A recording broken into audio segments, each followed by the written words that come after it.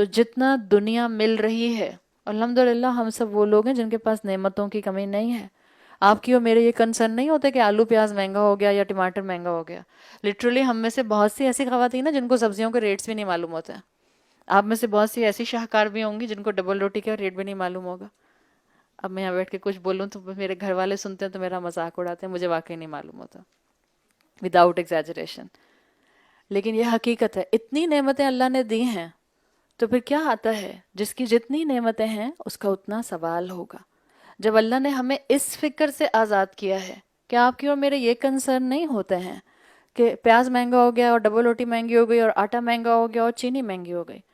جب آپ کی اور میرے یہ کنسرن اور یہ فکریں نہیں ہیں تو پھر ہماری فکریں کیا ہیں؟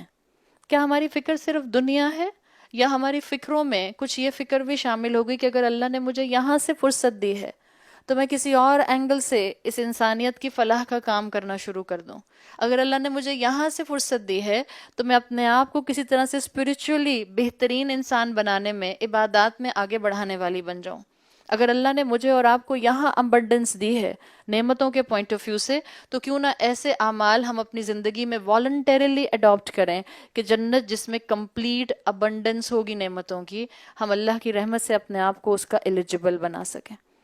نعمتیں برستی رہیں انسان کے اوپر اور انسان اللہ سے دور رہے. دس از دا ورسٹ کمبینیشن. استدراج ہے، ڈھیل ملی ہوئی ہے. نعمتیں برسے انسان کے اوپر، رزق برسے انسان کے اوپر، اور اسکالرز کہتے ہیں کہ انسان جو ہے وہ اللہ کی نافرمانی کے لائف سٹائل کو چھوڑے نہیں. یہ ڈھیل ملی ہوئی ہے اللہ کی طرف سے. اور نعمت جتنی برستی ہے اور جتنا انسان اللہ سے غافل ہوتا ہے، اتنا آپ دیکھیں گی نعمتیں ہمیں موت سے غافل کر دیتے ہیں. موت کی ڈسکشن کرنے کا دل نہیں کرتا، موت کے بارے میں بات کرنے کا دل نہیں کرتا. لوگ کہتے ہیں کیا موربڈ، ہر وقت موت موت کی باتیں کرتی رہتی ہو، ہر وقت مرنے کی باتیں کرتی رہتی ہو. Can we discuss something else? چلو چل کے مووی دیکھتے ہیں. بعض لوگ بالکل ایسے ہی اتنے ہی لائٹر نوٹ پر موت کے ٹاپک کو ختم کرا دیتے ہیں.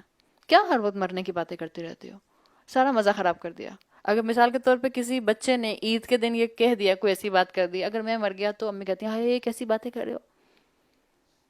موت کا ذکر آپ صلی اللہ علیہ وسلم دن میں کتنی مرتبہ موت کو یاد کرتے تھے؟ آپ کہتے تھے، بعض احادیث میں آتا ہے میں 100 مرتبہ، بعض مرتبہ آیا آپ 70 مرتبہ، بعض دفعہ آیا اکثر حازم ذکر اللذات، کثرت کے ساتھ آپ موت کا ذکر کیا کرتے تھے. تو موت کو ہر دن یاد رکھیں، اس سے انشاءاللہ آپ کے اندر اللہ کی بندگی کا اینگل رہے گا. ورنہ موت کو اگنور کرنے والا لمبی زندگی کی امیدوں میں کھو جاتا ہے، اور وہ صرف اور صرف دنیا کی پلاننگ کرتا ہے. جیسے سورہ بقرہ کی آیت نمبر 96 میں آتا ہے، یود احدہم لو یعمر الف سنہ، ہر کوئی تم میں سے یہ چاہتا ہے کہ اس کو 1000 سال کی عمر دی جائے. حالانکہ اللہ موت سے کسی کو نہیں بچاتا، ہر مخلوق کو فنا ہے. اور جب انسان اپنی موت کو بھولتا ہے تبھی انسان جو ہے وہ ہمیشہ جوان لگنا چاہتا ہے، جوان نظر آنا چاہتا ہے. قبر اس کو اچھی نہیں لگتی.